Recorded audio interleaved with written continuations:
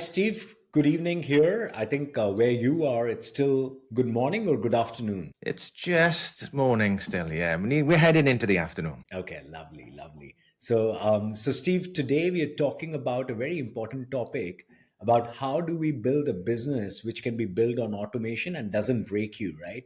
And I think the audience would love to know why did we choose that topic? Why do you care about that?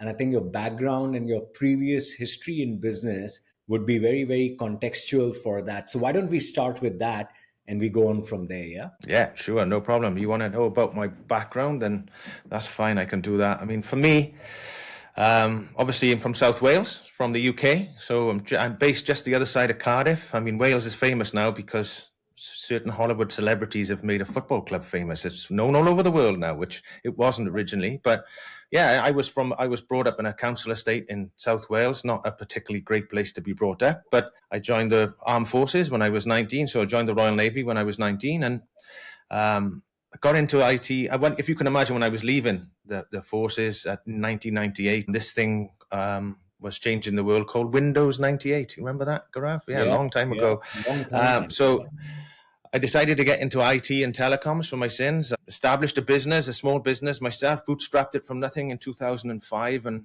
made a few mistakes and lost everything in 2007. I had, if you like, from hero to zero. Decided to start again really in 2009 and exited that in 2016, 2017. And since then I have a passion to help small businesses. I know how difficult it is to run a business. I know how difficult, especially a small business, bootstrapping, trying to get everything set up. And I've spent the last, I would say, probably 7-8 years coaching, mentoring small businesses. I've kind of turned myself into a sort of turnaround CEO, if you like, where I've gone in and helped small businesses turn them around. At the moment, my role is I'm the CEO of Strategy Deployment Limited. We are a software reseller in all essence. We strategy execution software mainly to the automotive industry in the US, but that's not really all we are. We do change management. That's what we do really, and we use a software solution to visualize that and aid us in order to do that. But yeah, that's where I find myself at the moment. That's a potted history in about 2 minutes. How's that? No, that's great. That's great. That's actually very, very useful for the conversation today. Now, why did you choose to talk about, business that don't break you, business that don't burn you out? How can businesses run with automation without you being always there present in the business? Why is this topic important for you? I think it's everything, Gaurav, to be honest. I mean, I see so many people who start a business. I mean, Michael Gerber, in his great book, The E-Myth, he calls it the entrepreneurial seizure, where you sit there and you think, I can do this better. I could start my own business, and I think pretty soon you realize that, running your own business is sometimes not all it's cracked up to be. You are the center of everything. You do sales, you do operations, you do finance, you do customer service, you do logistics. You end up doing everything apart from probably what you loved in the first place. And I see so many small business owners becoming literally their single point of failure, or literally their bottleneck in their business. Everything has to go through them. And it becomes a very lonely and a difficult place to be. And I think that's why it's so important to me to help people do that. You have to have a business that works without you. I use the same analogy all the time is, you left employment to become a small business owner because you wanted the freedom. You wanted to be able to spend more time with your children. You wanted to maybe get a faster car, a bigger house, better holidays, and everything that you dreamed of literally disappears overnight. All of a sudden, you're working probably 80 to 100 hours a week. Literally not getting paid what you used to get paid before. You don't spend any time with your children. You can't afford to go on holidays. You don't go on holidays because you haven't got the time. And so basically you don't end up with a business, you end up with a job, and you're actually working for a madman, and the madman is you. Right. The person is driving you really hard. And I think, if you want to fall back in love with your business, if you want to have a proper business, it has to work without you. Got it. And it's interesting you say that because so you dream of something else, something reality then strikes, and this is it's not going to work the way you think it's going to be. Then how do you shift that? Like what are the steps to take in order for you to move away from all the madness that we just spoke about to the real way of doing and scaling business? What does the process looks like? Yeah, I think you have to have, or you have to put four pillars into the business in order to be able to take that step back. You know, you have to have systems and processes, roles and responsibilities, objectives and goals. And when I first started, helping other small businesses, this fourth pillar for me wasn't even around then. It was AI, implementing AI and automation. I don't think it was really available.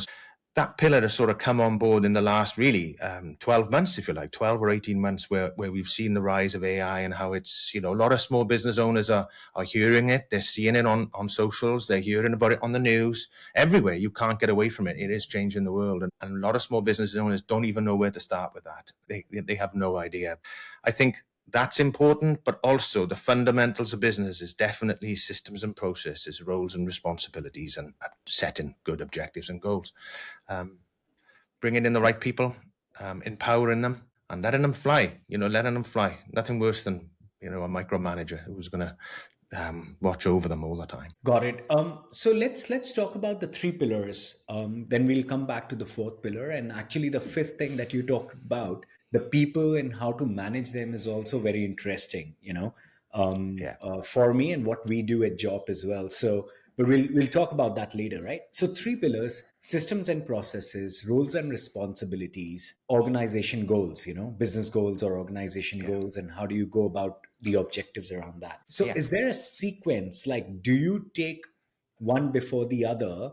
And let's say if I'm starting out on a business today, what should I be looking at first? Should I be looking at, what my business objectives are, goals are, then talking about, okay, what are the goals and what are the roles and responsibilities I need for me to achieve those objectives and goals, and then what are the systems and processes that I'm going to put on in order for me to have people be enabled for their roles and responsibilities in order for me to get to those business goals.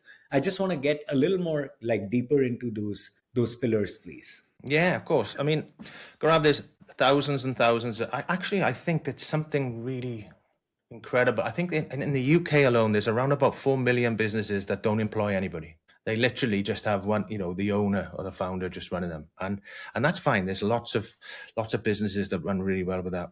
What I'm talking about, what we're talking about, is somebody who is trying to get beyond that. To employ their first people, to employ a team of people.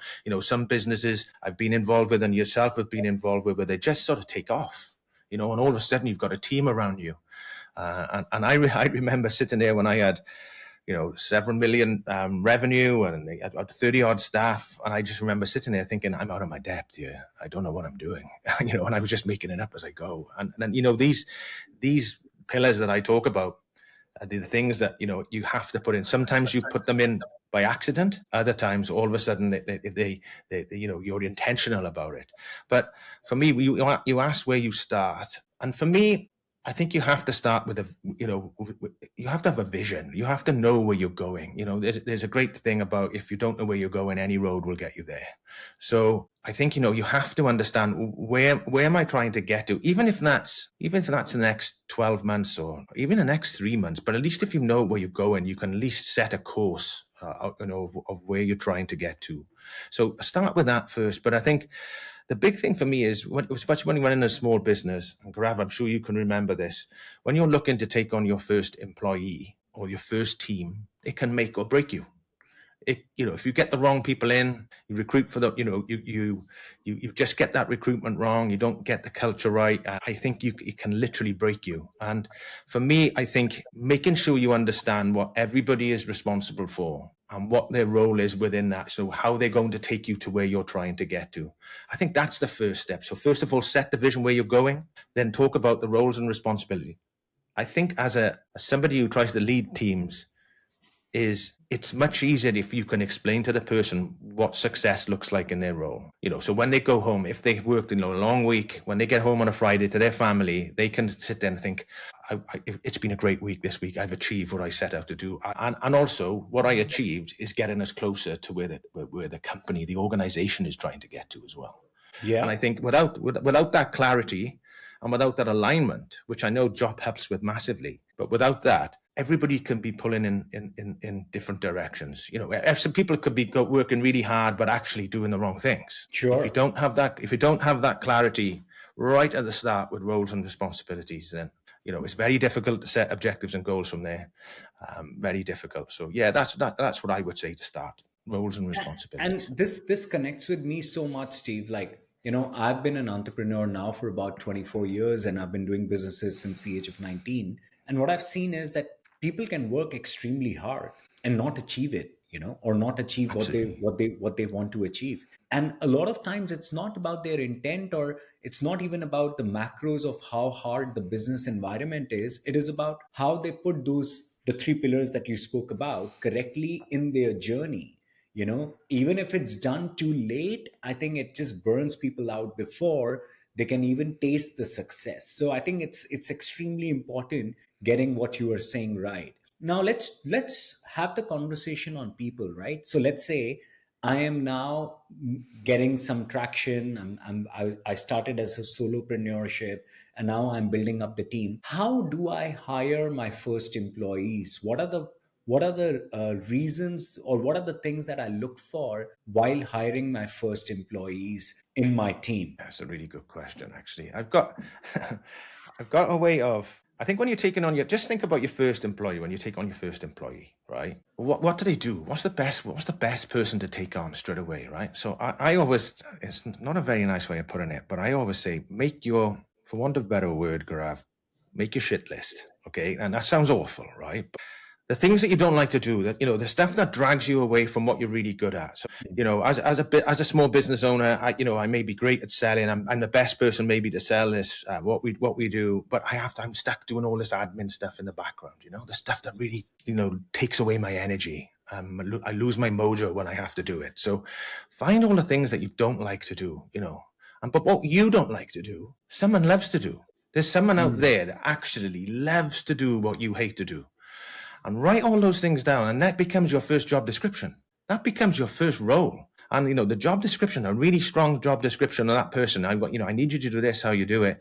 And then you can think about doing the systems and processes in place in order to make that role much easier for that person, So when you're taking on your first person, that's where I would start. But if you're taking, when you talk about getting traction, taking on people, it's so important to be, I think personally, to employ people that are better than you in every aspect of the business. I want a better salesperson than me. I want a better operations person than me. I want a better bookkeeper than me. I literally, if you're worried and your ego is getting in the way of someone being better than you, you're probably not the right person to run the business in the first place.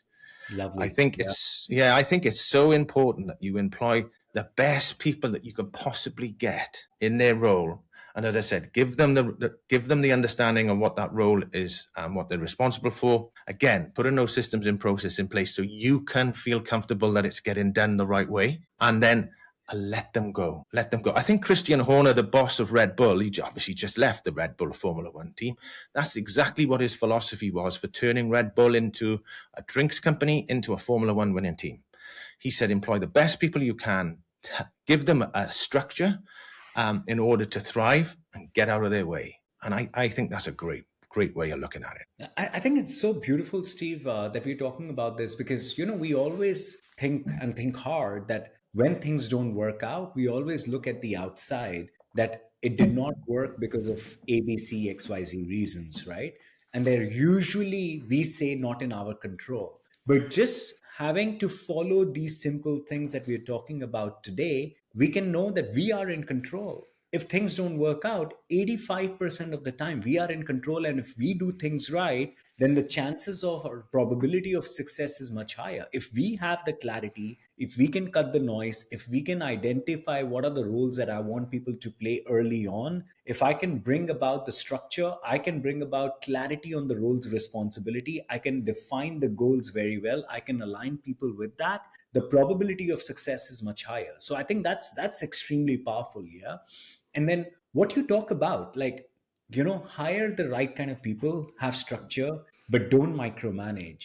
Now, that is something that I always, at least on a personal level, I kind of struggle with because I think that sometimes people know what to do, they have the intent as well, but they are not able to do it the way it could have been done better for whatever reasons, right? So if you don't point that out, who would? And if nobody points that out, then they can't do it better at any given point of time. So that struggle of, whether you want to help the individual, show the gaps, fill those gaps up for them so that they can do it better, and in a way not micromanage, that struggle always remains. So what is your Yeah. take on this?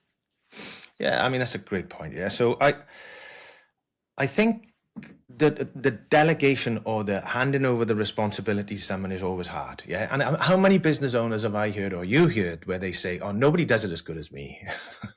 And I think it's just like I might as well do it. I'll give it to me. I'll do it. I'll do it quicker. And I think, you have to allow somebody, you have to empower people to literally make mistakes and be comfortable with that. They're not going to do it as well as you do, and that's fine, but at least they'll get it done. And if you've got the right, again, systems and processes in place, they understand what success looks like. It just in that one, maybe in that one task, what's the outcome here? What are we trying to get? So they may not do it exactly the same as you. They may not do it as well as you, but they still achieve the same objective. The customer will still be happy. The work will get done. And then I think it's about the after action report that they call it in the forces, where you sit down and go, right, how did that go? What did we learn? What did you struggle with? How can I then help you? And it's, you're talking about that continuous performance management, literally with, with trying to make people better, if you like. And it's sitting down with a team and understanding that they're going to make some of those mistakes and being comfortable with that, I think is just as important. And that's how they learn. How are they going to get any better unless you give them the ability to fail, the ability to get it wrong? I think that's really important. Yeah, you said this word, continuous performance management, right? I wanna go a little deeper in that, because at Job we believe that performance management cannot be a one-off thing in 6 months or a year, right? It cannot be tick in the box where I score a person and then I give them their compensation around that score, and that's about it, and that's performance management for me, right? That's now not how it works, right? People are people. They need to have clarity over a period of time. They need to have that hand holding as they are going through that journey of execution. They need to give feedback when they require it the most, not when the system says once a year when you can't recollect what they have done. So what is your understanding of continuous performance management today? And in your team, how do you do that? What is your process for doing that? Well, for me, I mean, I think it's like, I mean, we work with a lot of companies, especially in the automotive industry, that talk about continuous improvement all the time. The Toyota way. We live in that environment all the time, and it's about setting. And again, everything that we're talking about all aligns. Understanding your role, understand where you fit into how you're going to do that in the right way, systems, process. Yeah. Then we're talking about objectives and goals. Yeah. Understanding of how they align then to where the company is trying to go. And it's, for me, continuous performance management is how I've worked in organizations a long time ago where you don't see or hear from, and don't get any feedback for 12 months. You just literally sit there, you fill in a form, you kind of have this awkward one-to-one scenario where the guy tells you either done really well or you haven't done very well, or this is your failing, this is what you're really good at. And I always think, lovely to hear that all the way through the year. So at least if you're telling me that I'm not very good at something now, but I wasn't very good in it 12 months ago. Right. If you told me 12 months ago, I could have been working on that for the last, I might have not been very good at it for like a month. Then I could have worked on it, and then I could have got a little bit better. Then we could have had a little bit more feedback and said, yeah, you're getting better, Steve, but you need to think about this. Have you thought about that? That kind of coaching, mentoring that you would expect from any sort of team leader or leader, or, so, and then giving that continuous feedback to say, look, you're getting there, but have you tried this? What about this? And that's what I try to do with our team. Is we don't wait until we don't even wait till month end. I don't wait till the month is gone and just go, well, that wasn't very good, was it? you kind of, as we kind of make little tweaks all the way through. So you can say, yeah, this is going good. You should be doing more of that, less of this. But what also getting feedback the other way from the actual person that's sitting in front of you to say, what do you think? Where do you think I can help you more? And I think those are some of the things that I think I take for granted sometimes because of my forces background. But I think it's something that I definitely try to install into how we're running as a business, because it will take back to what we talked about, is the better your people are, if you elevate your people, they will elevate you. That's what I believe. Okay. So, and by doing the continuous performance management, and really, if you like, immersing yourself in that culture, I think your business and your people and yourself will elevate. Lovely. No, definitely. Now let's talk about automation and AI, right? I mean, it's funny that we were speaking about Windows 98 in one breath, and then we are sitting here in 2025, 27 years back, 27 years forward, and we're talking about everything handling by AI now. Yeah. So you've seen it all. You've seen the change from manual entries to automation to data to algorithms to now AI. So, what do you think, Steve? Do you think it is difficult to make that change every time the technology comes and disrupts the whole way of doing things, or it's easy? And the workforce can adapt to it, and where do you see it going from here, in the whole scheme of doing business, starting business, managing business, of how it was done before versus today, using all the technology that we have today in our hand? Yeah. I mean, the technology available today to small businesses, to everything. Talk about leveling the playing field, Gaurav. Some of the stuff that we're talking about now would have been only available to the big corporates, and now it's available for 20, 25, 40 pounds a month on a monthly subscription. It's incredible, some of the things that are available now. I think we heard a lot about AI, and to be honest, even for people like ourselves, it's very difficult to know where to start with it. I need it. I need AI. My business is falling behind, and the truth is, if you're not even trying to embrace it and adopt it, then the chances are you are going to fall behind. I think. Where to start? I think there's so many things that are available to us as small business owners now, with ChatGPT, Gemini. I'm just talking about stuff not just in the UK. Obviously, ChatGPT, Gemini. You've got Claude. I think understanding and literally just jumping on and trying. Just ask it a question. How can you help me? And this is the problem I have. And I think people are a little bit scared. I know that I only looked at this probably, or started to really take notice of the noise, I would say this year. Even though it's been available for a little while, I think this year, probably at the turn of the year, maybe 12 months ago, I sort of went, what is this? How is it going to affect my business? And do you know what? I started with a prompt, which was literally like, hi, I know that I run a small business here in the UK. I don't know where to start. What should I be doing? What should I be looking at? How can it affect my business? And then it comes, and it just comes out with, it'll give you a load of advice. It'll tell you maybe where to start, and the more you refine, I mean, it's only as good as the prompt you put in. So the more that you refine it, the more tailored that information can be to you. But there's everything is, Microsoft, people are using Google Workspace, or they're using Microsoft Office 365. They're the standards really for business all over the world. There's a reason why it comes with the AI now, Copilot and Microsoft Gemini in Google. And it's there to help you. I think it's there alongside, it's in a little column alongside, and it's there for you to ask and say, how can you make this easier for me? How can I adapt this and ask it questions? So where's it going? I think if I knew that, me and you would be wealthy men, Gaurav. Yeah. If we knew where it was going and where it was going to end up, we'd already trying to be there. So, I heard an interesting podcast, with, one of the guys from, and it's not Dragon Den in the US, it's Shark Tank in the US. And he said, you have the people who developing all these LLMs, and you have people that are now trying to adopt it. So we're not too far behind the people that are actually experts.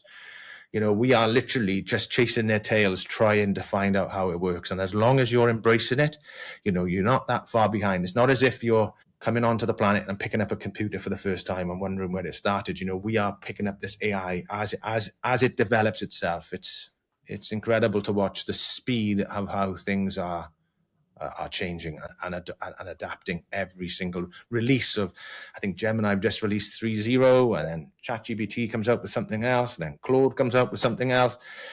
Everything's changing all the time. It's incredible to watch. Yeah, actually is. And I wanna double click on the statement that you made, that it is actually making the level feel much level today than it was ever before.